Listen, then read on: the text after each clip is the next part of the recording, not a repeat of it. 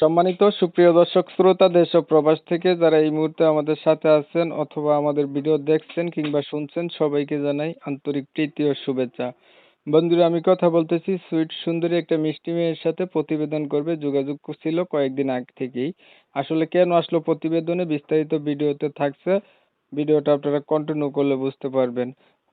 আসসালামু আলাইকুম। ওয়ালাইকুম আসসালাম। কেমন আছেন আপনি? ভালো আছেন? হ্যাঁ, ভালো আছি। প্রতিবেদনে আপনি কেন আসলেন? প্রতিবেদনে আছি অনেক কষ্ট কইরা। আমরা গরিব মানুষ, খাইতে নিতে কষ্ট হয় তো তার জন্য। তো প্রতিবেদনে আসলে কি আপনার খাওয়া নেওয়ার কষ্ট দূর হবে? প্রতিবেদনে মনের মানুষও পাওয়া যাবে, খাওয়া দাওয়া করার জন্য উনি আমার দায়িত্ব নেবে, যে আমার দায়িত্ব নেবে তার কাছেই আমি বিয়ে বসবো। আমার একটা ছোট বাচ্চা আছে। তা আপনার তো বিয়ে হয়েছিল, আবার বিয়ে কেন বসবেন?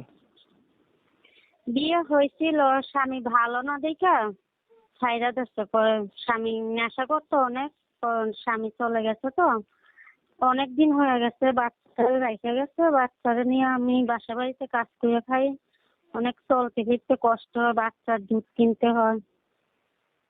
তার জন্য আর কি প্রতিবেদনের সামনে গেছি, যদি মনের মতন কাউকে পাই তাকে বিয়ে করবো। উনি যা বলবে তাই শুনবো, যে আমার বাচ্চার দায়িত্ব নিতে পারবে, এরকম একটা মানুষ তালাশ করতেছি আমি। আচ্ছা, তো আপনার পরিবারে বাবা মা নাই? না, আমার বাবা মা নাই, আমার বাবা মা মারা গেছে। ভাই বোনও নাই? না, ভাই বোনও নাই, আমার নানুর কাছে আমি থাকি। বর্তমানে বয়স কত চলে? আমার বয়স 20 হবে। আপনি বলছেন আপনার একটা বাচ্চা আছে, দুধ কিনতে হয়, বাচ্চার বয়স কত? বাচ্চার বয়স 2 বছর এরকম হবে, 2 বছরই হবে। ছেলে বাচ্চা না মেয়ে বাচ্চা? মেয়ে। তো এই বাচ্চারে রাইখা আপনার হাজবেন্ড চলে গেল আজকে কতদিন? হাজবেন্ড চলে গেছে যখন মেয়ে প্রেগনেন্ট ছিলাম আমি, তখন 7 মাসে, তখন হাজবেন্ড চলে গেছে গা। বাচ্চা ভূমিষ্ঠ হওয়ার আগেই বাচ্চার বাপ চলে গেছে গা? হ্যাঁ। আর খোঁজ খবর দেখা সাক্ষাৎ এই পর্যন্ত হয় নাই? না, উনি অনেক খারাপ ছিল, নেশা পানি করতো তো তার জন্য আর খোঁজ খবর নেই নাই। পরে উনি ডিভোর্স দিয়ে দিছে। তো ডিভোর্স দিছে? আচ্ছা, এখন হচ্ছে আপনি যেহেতু বিবাহিত লোক, আপনার হ্যাঁ। পাশে তো বিবাহিত মানুষরাই তো আপনার পাশে দাঁড়াইতে চাবে বা আপনাকে বিয়ে শাদী করতে চাবে। অবিবাহিতরা কেউ তো আর বিয়ে করবে না আপনাকে, তাই না? হ্যাঁ, বিবাহিত হোক, সমস্যা নেই আমার। এখন যদি বয়স্ক কোনো লোক দাঁড়াইতে চায়? বয়স্ক কেউ যদি মন ভালো থাকে, যদি আমার বাচ্চার দায়িত্ব নিতে চায়, তাহলে আমার সমস্যা নেই। পড়াশোনা কতটুকু করছেন আপনি? পড়াশোনা করতে পারিনি। কোরআন শরীফ পড়তে পারেন? হ্যাঁ, পারি, অল্প অল্প। নামাজ পড়া হয়?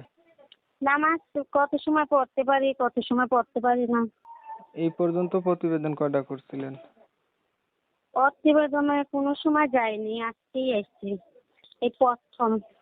তাহলে আপনার উদ্দেশ্য হচ্ছে আপনি এমন একটা মানুষ চাইতেছেন যে আপনার অতীত জানার পরে আপনার পাশে থাকবে, আপনার একটা বাচ্চা আছে তার দায়িত্ব নেবে।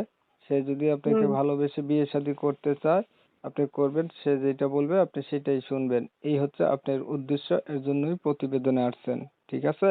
হ্যাঁ। হ্যাঁ, আচ্ছা, এটাই। ধন্যবাদ আপনাকে। প্রিয় দর্শক শ্রোতা, আপনারা শুনছিলেন উনি কেন আসছে প্রতিবেদনে। তবে আমি আন্তরিকভাবে দুঃখিত, ইউটিউব গাইডলাইনের কারণে উনার নাম এবং ঠিকানা নিতে পারি নাই। বাকি কথা আলাপ করলাম। এখন যারা উনার এগুলা জানতে চান অবশ্যই উনার সাথে যোগাযোগ করলে উনার সম্পূর্ণ সবকিছুই জানতে পারবেন। আর উনার প্রতি যদি দয়া মায়া হয় চাইলে উনার পাশেও দাঁড়াইতে পারবেন। আর ভিডিওটা যদি একটু ভালো লাগে তাহলে লাইক একটা দিবেন, একটা শেয়ার দিবেন, ইমো মেসেঞ্জারে ছড়াই দিবেন যাতে করে বেশি লোকে দেখতে পারে। অনেক সময় নিয়ে আপনাদের মূল্যবান সময়গুলো নষ্ট করছেন, ধৈর্য ধরে কষ্ট করে আমার ভিডিও দেখছেন, এর জন্য সবাইকে জানাই এমএসকে টিভির পক্ষ থেকে অসংখ্য ধন্যবাদ। সবাই ভালো থাকবেন, সুস্থ থাকবেন।